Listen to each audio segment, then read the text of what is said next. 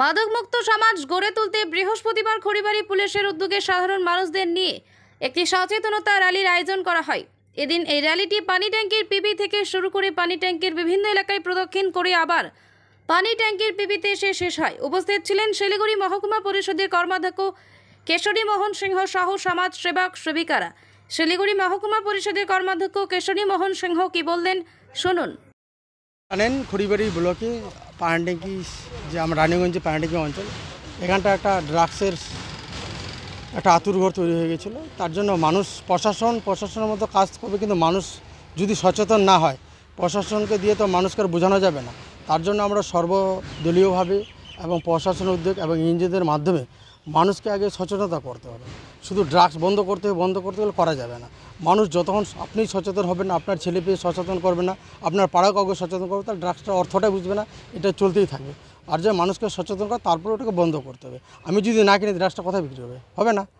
আমি যদি এই করার পরেও বিক্রি করি বা কিনি তাহলে তার কিছু সচেতন বলে লাভ নেই। কিন্তু মানুষ যেটা এই বর্তমান যে যুব সমাজ, আমাদের এই যুব সমাজটা একবারে নতুন যে প্রজন্ম, যাদের উপর দেশ এবং সমাজ এবং পরিবার ভরসা করে, তারা কিন্তু অবনতির দিকে যাচ্ছে। এই সমাজটাকে আটকানোর জন্য আজকে আমাদের এই সচেতনতা। আপনিও তো on behalf of Darjeeling district police আজকে পানিট্যাঙ্কি পিবি থেকে একটা র্যালি অর্গানাইজ করা হলো, যেটা হচ্ছে আপনার অ্যাওয়ারনেস এগেনস্ট ড্রাগস।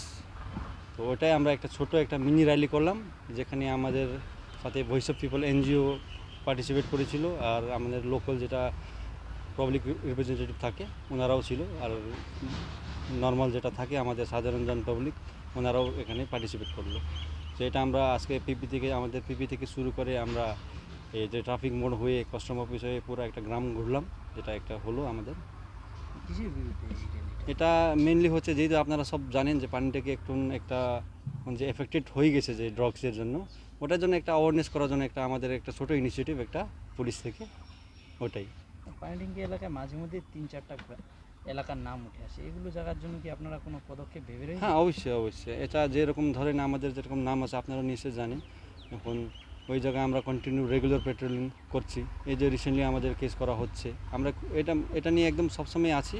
হ্যাঁ, আমরা একদম পুলিশ ডিপার্টমেন্ট থেকে আমরা যে লোকাল পিপল আছে, যেহেতু পাবলিক ওদেরকে আমরা রিকোয়েস্ট করি যে এটা নিয়ে কেউ সাপোর্ট করবে না। এটা খুব খারাপ জিনিস, যেটা একদম সোসাইটিকে একদম ধস করে যাচ্ছে। এটা স্পেশালি ইউথ, যেহেতু ইউথ হেভিলি একদম এটা নিয়ে এফেক্টেড হয়ে যায়, আর একদম পুরো একদম সোসাইটি শেষ হয়ে যায় এটা নিয়ে।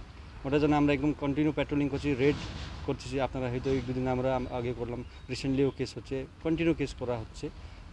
এটা এবার কি নির্মূলের পক্ষেই যাচ্ছেন আপনি? হ্যাঁ, আপনার পরিচয়? আমি সাব ইন্সপেক্টর প্রতাপ লুচা, আমি ওসি পানিট্যাঙ্কি।